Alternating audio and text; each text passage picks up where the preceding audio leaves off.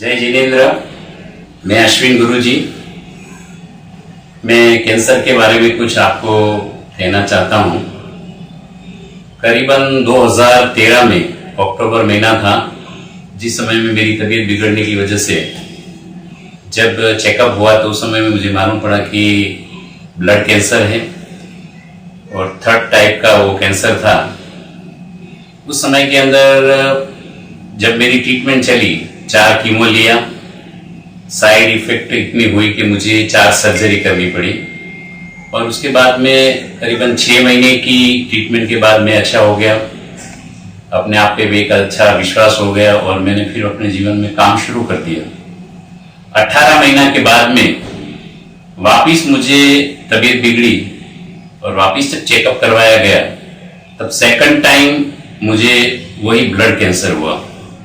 जिस समय के अंदर बात सुनी तब तो ऐसा था कि भी शायद जीवन बचा नहीं है, फिर भी हिम्मत इंसान को नहीं हारनी चाहिए। इसीलिए मैंने डॉक्टर से पूछा कि आगे क्या ट्रीटमेंट होनी चाहिए। डॉक्टरों ने कहा कि एक कीमो लेना पड़ेगा और उसके बाद में आपको बोन मैरो ट्रांसप्लांट करवाना पड़ेगा। बोन मैरो मैचिंग भी होना चाहिए। एक कीमो लिया, मेरे भाई बहन का 5% का बोन मैरो मैचिंग हुआ।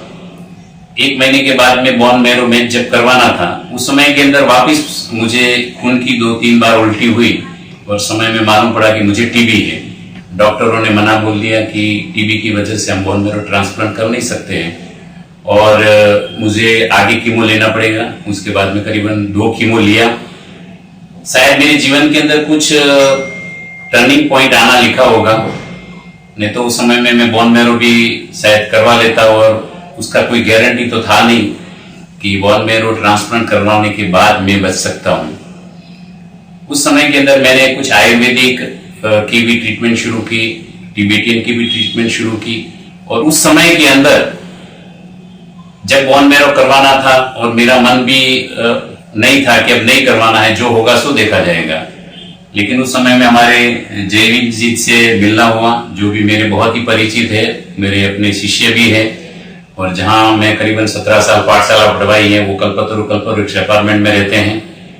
उनसे जब मेरी मुलाकात हुई, उन्होंने मुझे समझाया कि गुरुजी सब कुछ अपने में ही पड़ा है तो बाहर क्यों ढूंढते हो। और उस समय में उन्होंने मुझे भक्तामर की एक आराधना किस तरह से आपको करनी चाहिए, उसकी पूरी विधि मुझे समझाई। प्रातः काल के अंदर वो गाथा का स्मरण करना, उस पानी को मंत्रित करना, रुद्री मंत्र का भी जाप करना, मंत्र का भी जाप करना, करीबन 45 मिनट्स की ये आराधना। जिस समय उन्होंने मुझे बात की उसी दिन से ही मैंने वो आराधना करना शुरू कर दिया।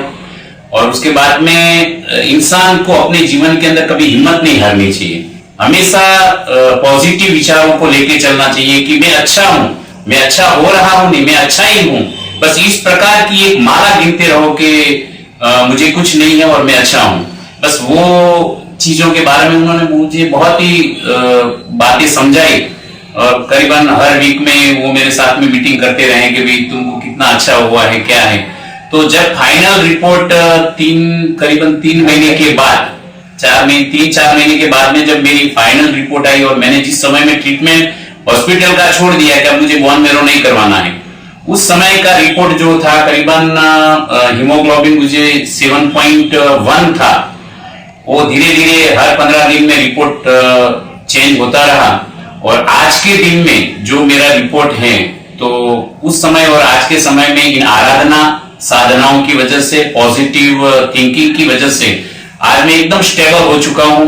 और आज मैं आपको अगर ये स्पीच दे रहा हूं तो आप समझ सकते हो कि ब्लड कैंसर का एक दर्दी इस प्रकार की स्पीच दे ही नहीं सकता है, लेकिन वो पॉजिटिव एनर्जी की वजह से आज मैं अपने आप को एकदम स्वस्थ पा रहा हूं। और आज के डेट के अंदर बहुत ही सुंदर रिपोर्ट, जिसके अंदर मैं कह सकता हूं कि जो चीजों की जरूरत है, जिसमें हीमोग्लोबिन आज मेरा 8.4 है, WBC मेरा करीबन 3000 से ऊपर है, प्लेटलेट मेरा करीबन 3,04,000 है और न्यूट्रोफिल जो कि इंसान को जीने के लिए खास चाहिए, वो भी करीबन मेरा 55 है। तो आज मैं एकदम स्टेबल हूं और ये हमारे जयवीर जी जो हैं उन्होंने बहुत ही मेहनत की है और आज भी देख रहे हैं मेरे साथ में बैठे हुए हैं। तो मैं जरूर से और सबको भी ये कहना चाहूंगा कि जीवन में हिम्मत मत हारिए। अगर हिम्मत है तो आप इन बीमारियों से और आराधना साधनाओं की वजह से आप अपने जीवन को जरूर वापिस उसी मोड़ के ऊपर ले जा सकते। और भक्तामर के लिए खास मैं कहना चाहूंगा कि उसकी आराधना बहुत ही मानतुंग सूरीश्वर जी महाराजा ने जिसकी रचना की है, एक एक गाथाओं की अलग अलग महिमा बताई गई है, जिसके अंदर ये बीमारी के बारे में भी बताया गया है। तो भक्तामर स्तोत्र का जरूर से पाठ कीजिएगा, उसकी आराधना साधना करके जीवन को धन्य बनाए, यही मैं मंगल कामना करता हूँ।